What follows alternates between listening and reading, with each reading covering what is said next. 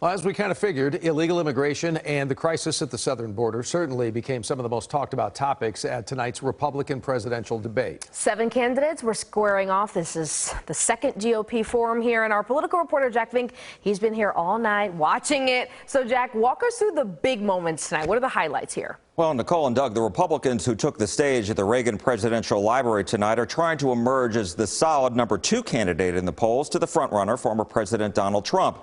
There were not a lot of differences among the 7 candidates when it came to the southern border. They all criticized President Joe Biden's policies, which they blame for the record number of migrants crossing into the U.S. illegally. Some of the candidates explained how they would solve the crisis.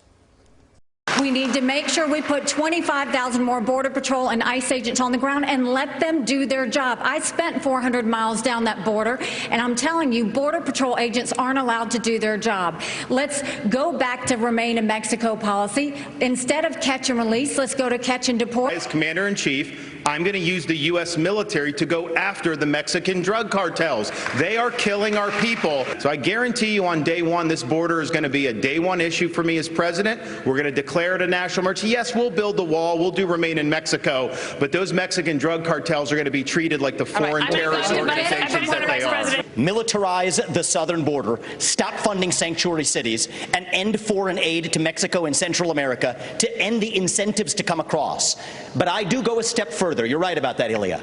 I favor ending birthright citizenship for the kids of illegal immigrants in this country. We built hundreds of miles of border wall, and despite what's said here today, we reduced illegal immigration and asylum abuse by 90%. And as President of the United States, I can do it again. While all 7 candidates criticized President Biden's policies, most did not criticize former President Trump, but 2 did. Former New Jersey Governor Chris Christie, who has consistently done so, and Florida Governor Ron DeSantis. Both went after his decision not to take part in the debate. You know who else is missing in action? Donald Trump is missing in action. He should be on this stage tonight. He owes it to you to defend his record where they added $7.8 trillion to the debt. And you're not here tonight, not because of polls and not because of your indictments. You're not here tonight because you're afraid of being on the stage and defending your record. Because of Mr. Trump's popularity in the polls and among Republicans and conservatives, the other Republican candidates have been reluctant to criticize him. Jack, we know the former president wasn't there. Obviously, he said in advance he's not going to go. But what was he doing tonight instead? Well, Doug, Mr. Trump went to a Detroit suburb where he addressed auto workers. He spoke to workers at Drake Enterprises, an auto parts supplier. Mr. Trump said the main problem is not the strike by auto workers and ongoing negotiations with the car companies. He told them the bigger issue is the Biden administration's policy of pushing the shift to electric vehicles, which require fewer workers to build than vehicles with combustion engines. Biden's mandate isn't a government regulation. It's a government assassination of your jobs and of your industry. The auto industry is being assassinated.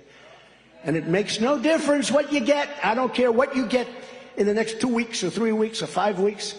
They're going to be closing up and they're going to be building those cars in China and other places. President Biden walked the picket line with striking United Auto Workers yesterday, telling them to stay with it and that they deserve increases in their salaries and benefits.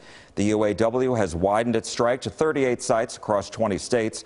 Some other Republicans tonight criticized the president's decision to walk the picket lines. Doug and Nicole. All right. Jack Vink taking us inside a long night. Thank you so much.